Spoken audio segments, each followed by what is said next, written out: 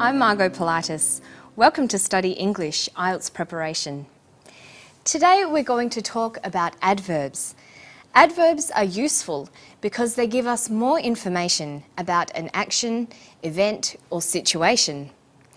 If I said they were very useful, that would be an example of using the adverb very to add to or modify the word useful.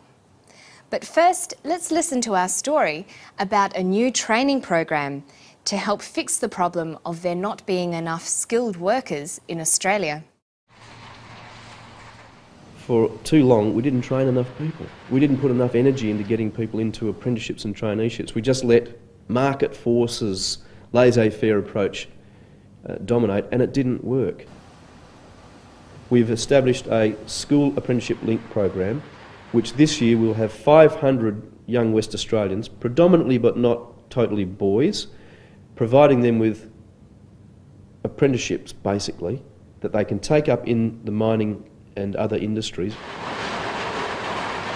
Fortunately, I don't think it has been left too late, so long as we very proactively tackle the situation now and don't delay any longer. Okay, let's look more closely at adverbs. Adverbs work by modifying words. Adverbs modify verbs, adjectives, other adverbs, or preposition phrases. Using adverbs correctly will improve your communication skills. They answer such questions as how often, when, where, and why. Because they have different functions, it's useful to describe adverbs according to categories. Here are some of the categories that adverbs can be divided into. Adverbs of frequency: occasionally, usually, frequently, often. Adverbs of place: somewhere, here, outside.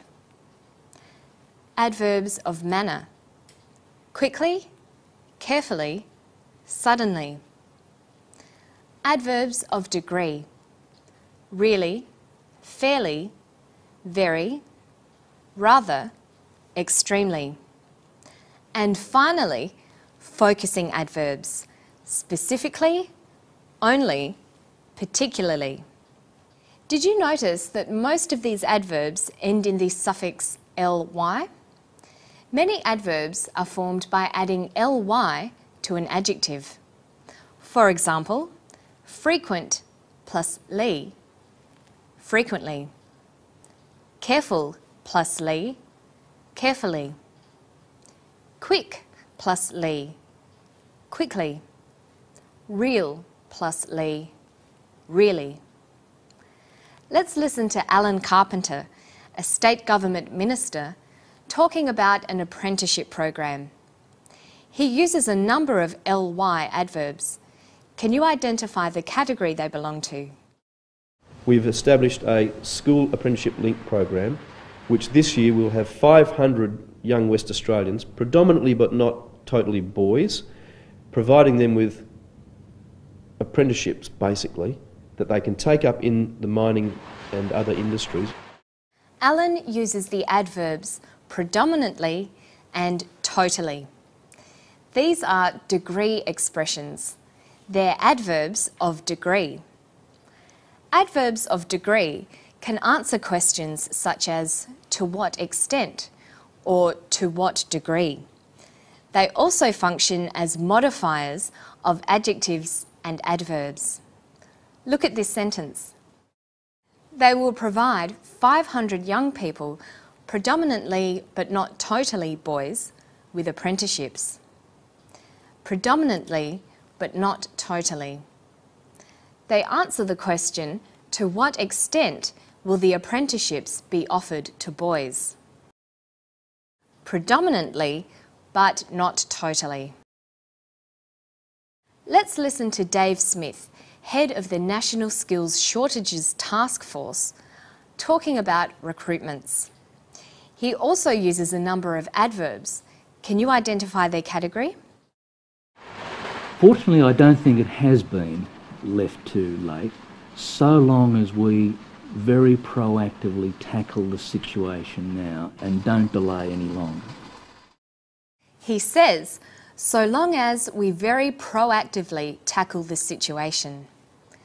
Proactively is an adverb of manner, which expresses how something happens or how something is done. In the sentence, we must very proactively tackle the situation. Proactively modifies the verb tackle, saying how the situation should be tackled. Next to proactively, we have another adverb, very. We saw this category of adverb earlier. It is an adverb of degree. Some adverbs of degree, however, can be further divided into intensifiers and downtoners. Adverbs that are intensifiers make adjectives stronger, and downtoners make adjectives weaker. In the sentence, we must very proactively tackle the situation. The manner in which the situation is tackled is made stronger by adding the intensifier very. How proactively? Very proactively. Fortunately, I don't think it has been left too late, so long as we very proactively tackle the situation now and don't delay any longer. He also says, fortunately, I don't think it's been left too late. Fortunately is an adverb in another category. We call it an attitude marker. The adverb fortunately expresses a viewpoint on a situation and usually refers to the whole clause. Examples of other attitude markers include hopefully, surprisingly, apparently, and happily. Okay, now let's consider how many words and phrases used in English are borrowed from other languages. Some are pronounced as if they were English. For example, questionnaire and restaurant are from French, but pronounced in an English way. However, other words reflect the spelling and pronunciation of the original language, like détente and ballet. English borrows words easily. These words fill gaps in our language. Most of the vocabulary in English for ballet, for example, derives from French. Let's listen to Alan Carpenter talking. Can you identify the foreign word and the language from which it was borrowed? We didn't put enough energy into getting people into apprenticeships and traineeships. We just let market forces, laissez-faire approach dominate, and it didn't work. He uses the phrase laissez-faire. Laissez-faire is a borrowing from French. It closely reflects the pronunciation of the original language and the original spelling. Do you know the meaning of the phrase? Generally, it means non-interference or not getting involved, allowing things to act of their own accord. Here are some other French words that are commonly used in English. Au fait, faux pas, Grand Prix, encore, and entourage. And you can look them up in the dictionary. Okay, so today we've looked at adverbs and then talked about words borrowed from other languages into English. To find more on today's story and lots of other help and information, you can go to our website at abcasiapacific.com/study English.